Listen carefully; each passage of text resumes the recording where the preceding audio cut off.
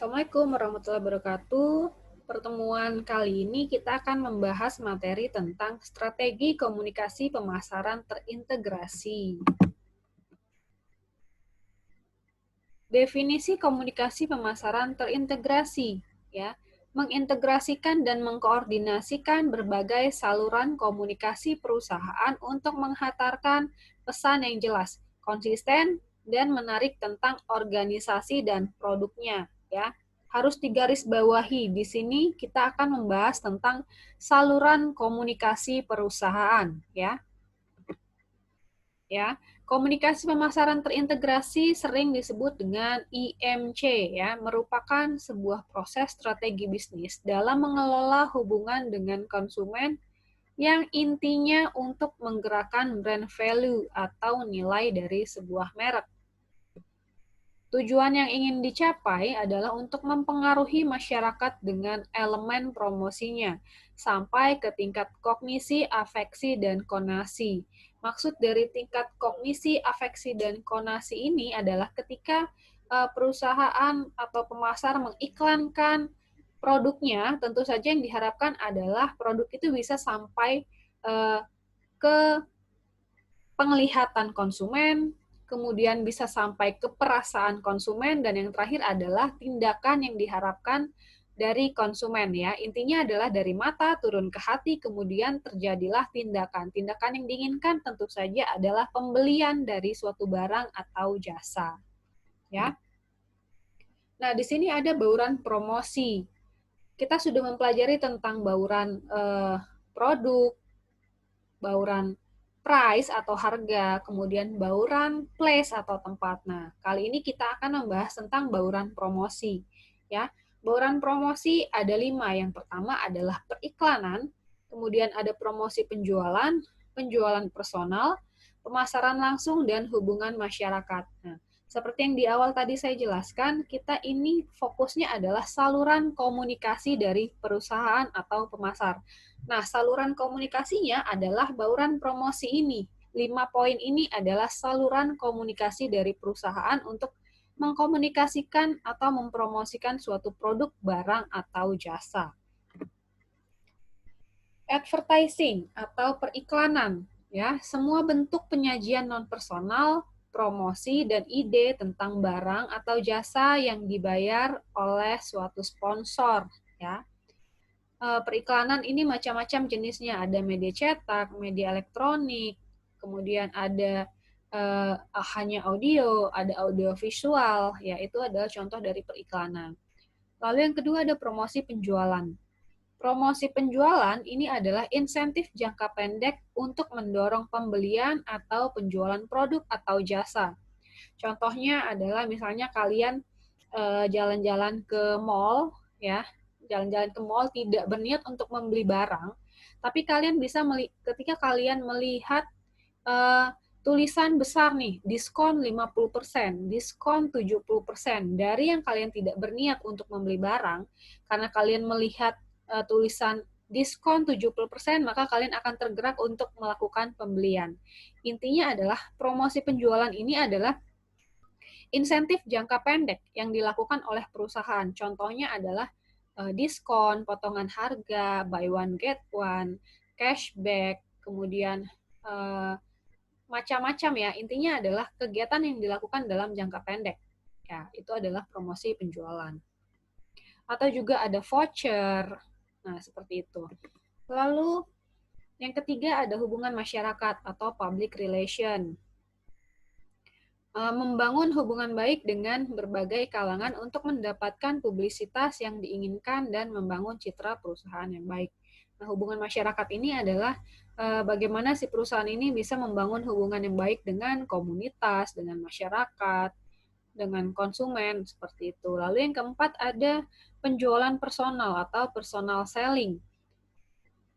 Presentasi pribadi oleh wiraniaga atau oleh sales perusahaan untuk tujuan menghasilkan penjualan dan membangun hubungan dengan pelanggan, ya. Nah, kemudian yang terakhir, ya, yang kelima adalah pemasaran langsung, ya. pemasaran langsung ini seperti yang saya jelaskan sebelumnya. Pemasaran langsung ini adalah seperti contohnya ada pemasaran jarak jauh, misalnya pemasaran TV respons langsung. Jadi kita sering lihatlah di TV ya, ada misalnya ada channel yang khusus melakukan penjualan saja, kayak contohnya adalah di TV kabel itu ada dulu ya, sekarang saya tidak tahu masih ada apa enggak, ada yang namanya Legend Home Shopping ya. Jadi dia melakukan kegiatan pemasaran secara langsung di TV, kemudian nanti dijual langsung di TV pada saat itu juga, lalu ada konsumen yang tertarik dan konsumen langsung menelpon untuk melakukan pembelian. Nah, itu disebut dengan pemasaran TV respons langsung. Itu adalah salah satu contohnya ya. Nah, di sini kalian bisa lihat ada pengaruh relatif alat-alat promosi dalam pasar konsumen versus pasar bisnis ya. Kita lihat di sebelah kiri ya.